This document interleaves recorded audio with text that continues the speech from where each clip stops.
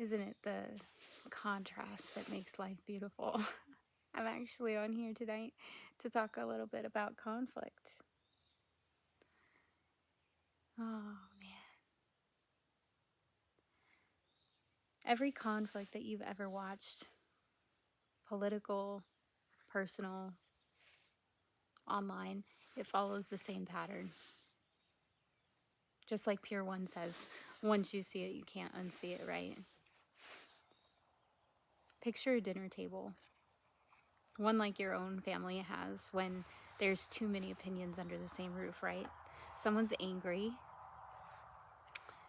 and it's not the gestures everywhere kind of angry. It's something specific that they're mad about, something personal. And to them, it's like they're on the battlefield right now with it, whatever it is. And they want to know why nobody else in the room is doing anything about it. Their voice raises and their jaw sets and they've got a point, and they're right. That's the thing. And nobody's listening. Maybe across the table there's somebody else. And they're overwhelmed. They're exhausted, not by the topic, but by the volume. And they just want people to hear each other.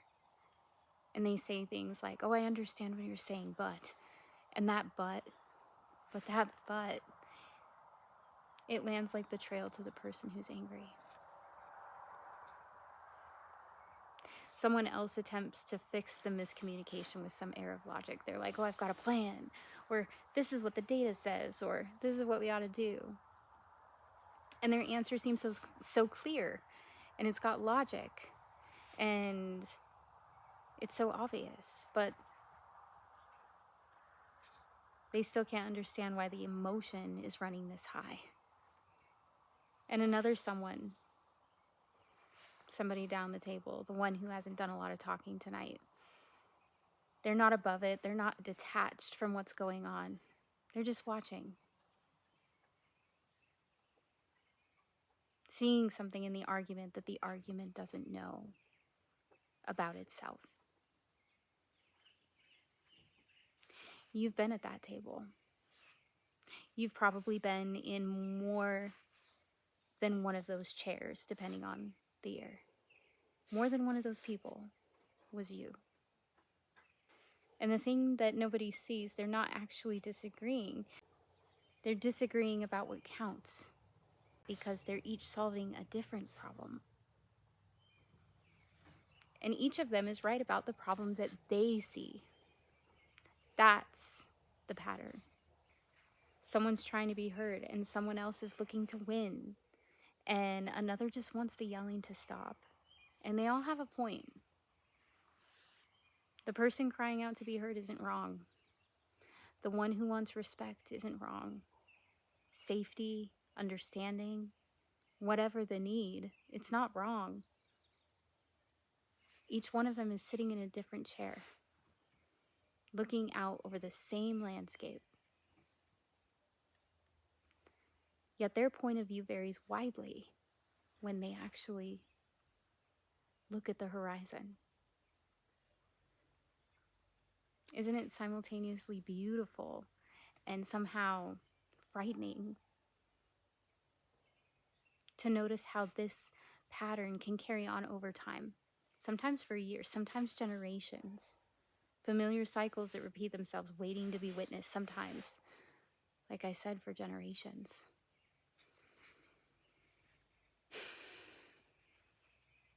When the pattern emerges, it becomes clear that depending on the chair you're in, you're not choosing the view that you have. You literally may be unable to see something that somebody else down the table can see, or down the horizon line, right? Each person, party, or side feels absolutely sure in every argument, okay, this is the pattern, that the others that sit there in their chairs are just choosing not to see what's right in front of them.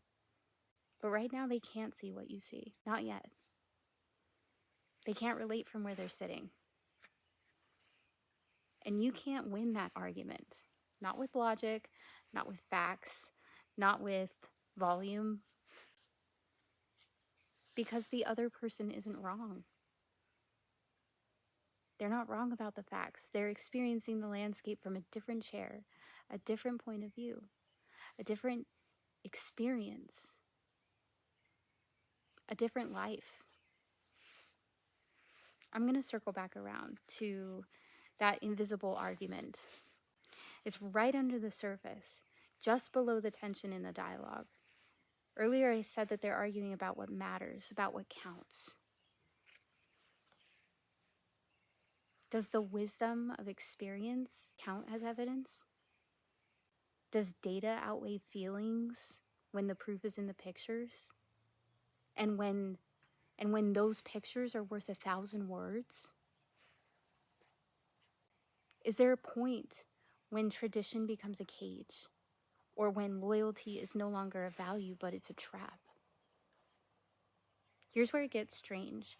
This pattern is there. Different perspectives, different chairs, different lives, different problems. And the hidden argument underneath about what matters or what counts, it scales up. No matter the environment, no matter how many people are involved or what the sides are, parties, it plays out everywhere around us.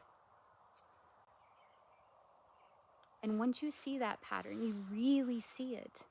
The argument stalls in the same inevitable canyon, with the same inability for people to hear across it.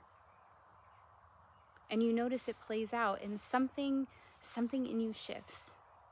It's the same pattern that nations use to exploit and argue over borders.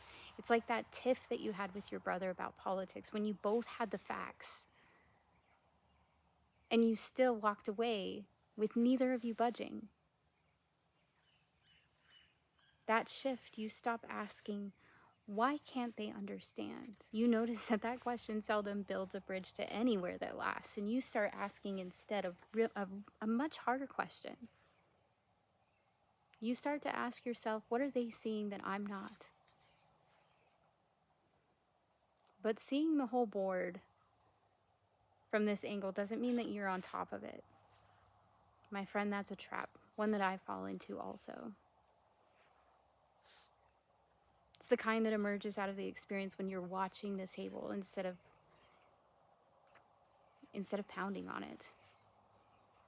A person can start to believe that because they see the pattern that they're somehow outside of it, okay? That understanding the argument means that you've transcended it. And that having skills to map a territory means the same or is the same as walking through it, and it's not. I couldn't be further from the truth. What I'm saying is that I'm squiggling here in the pattern too. My squiggle right now is telling your squiggle about patterns. That's my position at the table tonight, in this moment. And every chair, no matter where, has its own blind spots. For sure.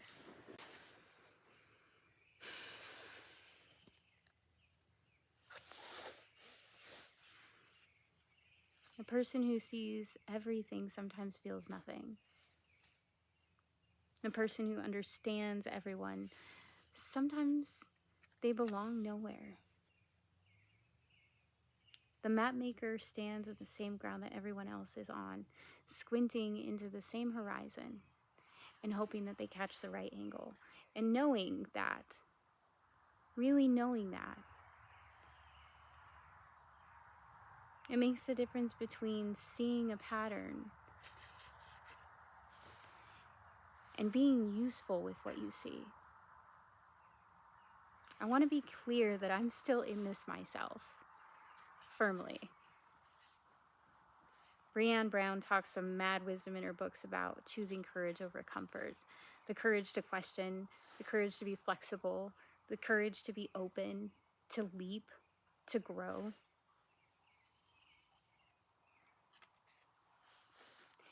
Instead of asking yourself how to win this argument and how to make them see your point, Ask yourself with courage, what part of the problem are they focusing on?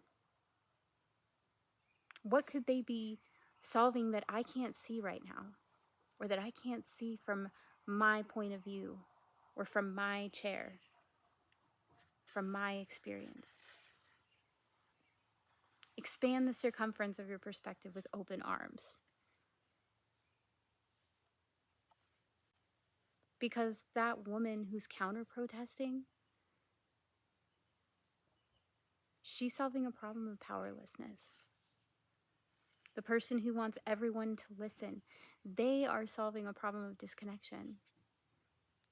And the youthful one with the rosy plan, they're solving a problem of chaos. Should you give it a go? And you try asking what problem they're solving instead of why they're wrong. You'll find that something happens. The argument, it changes. It doesn't end, but it changes shape. Because you just did something that nobody else does. You took their position seriously without abandoning your own. And that's the thing. You don't have to agree with them. You don't have to give up what you see when you cross the street. It's about having the courage to let them. So let them be right about the problem that they see. Even if you see a different one, a more complex one, more nuanced or more connected. Here's the part that stings. You've been there too. You've done your time in every chair at that table. And maybe the person who makes you the angriest is just sitting in the seat that you just left.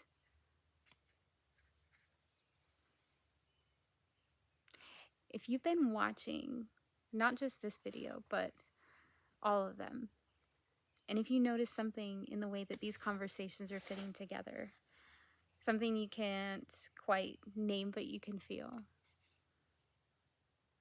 I want to say welcome. That you see what I see, and it sees you back more than a Wilson.